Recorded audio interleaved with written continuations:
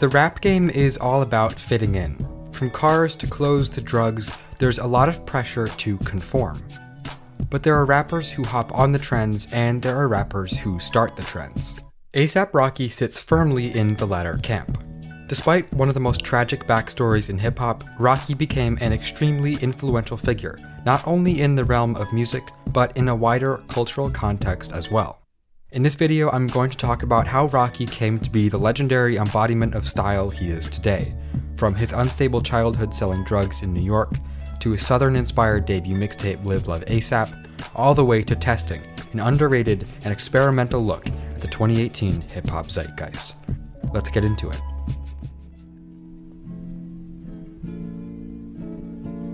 A$AP Rocky was born in 1988 in Harlem, a neighborhood of New York City known for high rates of gang violence. Rocky's troubles began early on. When he was 12, his father went to prison for selling drugs. They had just moved to Pennsylvania, and his father's sudden imprisonment sent the family into homelessness in a foreign environment. Rocky's mother took her kids to North Carolina, but they still couldn't find a safe place to live. Before long, they went back to New York City, because at least there they could struggle in an environment they knew. Back in the city, Rocky's older brother Ricky became his role model. He taught Rocky how to rap and inspired his lifelong appreciation for fashion. But when Ricky was 20 years old, he was killed on the street in Harlem. 13-year-old Rocky was devastated. He had to start dealing drugs to make ends meet, and within just a few years, he went from selling weed to selling crack. At just 16 years old, Rocky served time in Rikers Island for drug dealing. His cellmate was also a future rapper named Casanova. I know just from being a Tupac head myself, he was born there. Does that influence you at all? What, Tupac? Yeah, him being Pac, from Harlem? yeah. Yo, it does. Believe it or not, he was born in the same hospital. He was born, if I'm not mistaken, he was born in St. Luke's, you know? And I was born in St. Luke's. He lived on 116th Street in Morningside. I was born on 116th in Morningside. My brother died on 116th in Morningside. He lived on 182nd and Bathgate Avenue. That's where I moved when I moved to the Bronx. What? So Damn. after he moved from the Bronx, after he moved from Harlem, he moved to the Bronx, and I believe he went to like Baltimore or like DC. Rocky's first real attempt at making music and art was in 2007 when he joined a Harlem-based collective of rappers, producers, fashion designers, and bikers called A$AP Mob. Its founders were A$AP Yams, A$AP Bari, and A$AP Ills. Rocky's first single, Peso, dropped in the summer of 2011. It attracted attention from high-profile local radio stations, and the song became an instant hit in New York. Rocky's next single, Purple Swag, was similarly popular, and even earned him offers from a few record labels. He dropped a mixtape, Live Love A$AP, just a few months later. The mixtape was hugely successful, and Rocky signed a $3 million record deal just weeks after it came out. Live Love A$AP was pretty diverse for a New York record. The New York scene at the time was territorial, and Rocky took a big risk with inspiration from Southern and Midwest hip-hop styles, specifically drawing a lot of production ideas from Houston, Texas. The beats on Live Love A$AP were hazy, low to mid-tempo, and choruses on the mixtape are often chopped and screwed. Rocky was able to create a powerful, dreamlike atmosphere that was surprisingly developed for a debut release. Thanks to local publicity, Rocky joined Kendrick Lamar as the opening act for Drake's Club Paradise tour in 2012. He also performed at the Pitchfork Music Festival in July of that year, and he was scheduled to appear on The Jimmy Fallon Show shortly after, but he was replaced when he got arrested the night before after a brawl with another rapper. Rocky recorded his debut album in late 2012. On it, he paid tribute to older hip-hop aesthetics with songs like One Train, a 6-minute track featuring Kendrick Lamar, Yellow Wolf, Danny Brown, Joey Badass, Action Bronson, and Big Crit. Including Rocky, there were 7 rappers on the song, and together they created a 90s-style tribute to underground posse tracks. But above paying homage to his influences, Rocky's debut album was progressive. He showed a great ear for sonic experimentation, featuring indie singer Florence Welch and dubstep producer Skrillex on 2 of the album's most interesting songs. He also made a song with pop star Lana Del Rey. It failed to make the album, but ended up being a fan favorite anyway. Long Live A$AP introduced Rocky to the mainstream as a rapper who went above and beyond what was necessary to sell records. Even as a newcomer, his taste in instrumentals and collaborations was more than developed enough for him to become considered one of the most stylish and refined rappers in the game. Long Live ASAP debuted at number 1 on the Billboard 200, just 3 short years after Rocky was on the streets selling drugs. While Rocky's next album, At Long Last ASAP, would be even more mature and developed than his first, it seemingly ended his stroke of good luck.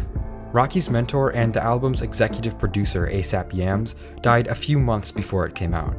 Rocky was devastated by his passing, and the rollout of the album was severely affected.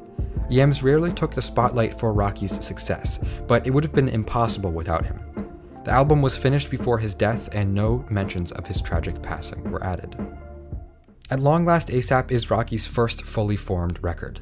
Rocky finally had the experience and tools at his disposal to create something entirely his own, even if something entirely his own entails drawing heavily from a number of very different inspirations, including a feature from British rock singer Rod Stewart and executive production from Danger Mouse. At Long Last ASAP is party rap fused with rich musical heritage and careful curation.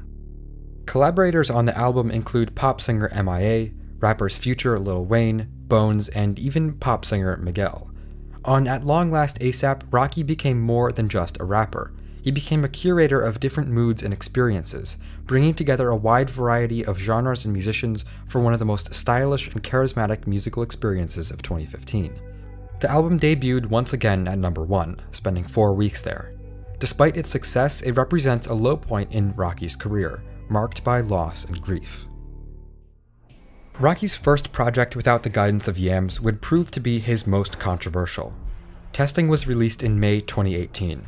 It didn't perform very well on the charts, and critics didn't like it much either.